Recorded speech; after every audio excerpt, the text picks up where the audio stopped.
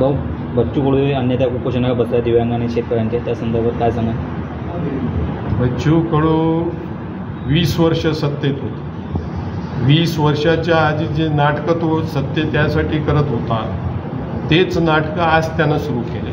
पडल्यानं 5 वर्ष मंत्री होता, 2.5 वर्ष मंत्री होता, 2.5 वर्ष त्या सहकारात सहभागी होता. एकही आवाज तोंड खुललं नाही. शेतकऱ्यासाठी नाही, अपंगासाठी नाही, सुशिक्षित बेकारासाठी नाही, बाकी प्रश्नासाठी नाही. फक्त 20 वर्ष आणि 5 वर्ष सत्तेचा चांगल्या तऱ्हेनं उपयोग घेऊन पैसा जबरदस्त जमा केला.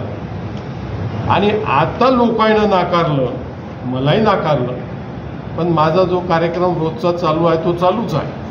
असे नाटकं मी करत नाही.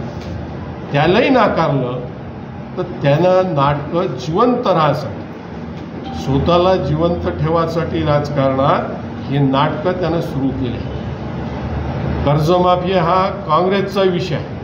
त्याच्यावर ट्रॅक्टरचं आंदोलन झालं आहे. मोठं आंदोलन आम्ही लोकांना केलं. त्याच्या आधी कलेक्टर ऑफिसमध्ये जाऊन आम्ही निवेदनं दिलेत. बरेचसे आंदोलनं झाले. आम्ही बरेचसे चालू आहे आंदोलन. पण ह्या आमच्या याच्यात असा नाटकेलपणा नाही आहे.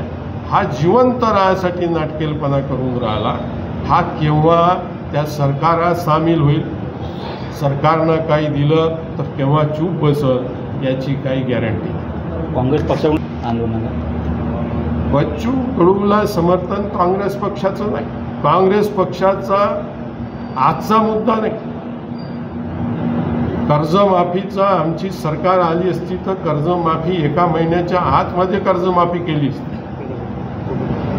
आमचा हा कर्जमाफी जोपर्यंत होत नाही तोपर्यंत काँग्रेसचा मुद्दा आहे. यशोमतीताई सुद्धा पाठिंबा देत आहे, काय सांगा? यशोमतीताई काँग्रेसचा नेते आहे. यशोमतीताई झाले, बळवंतराव झाले, हा पक्षाचाच एजेंडा आहे ना. हा कर्जमाफीचा पक्षाचाच एजेंडा आहे. आमचेच आंदोलन सुरू आहे.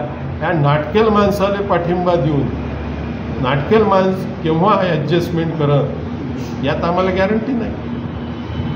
ताई संदर्भात काय सांगा? आता ताईच्या मतदारसंघातला विषय आहे तो ताईचा विषय, हा माझा विषय सांगितला.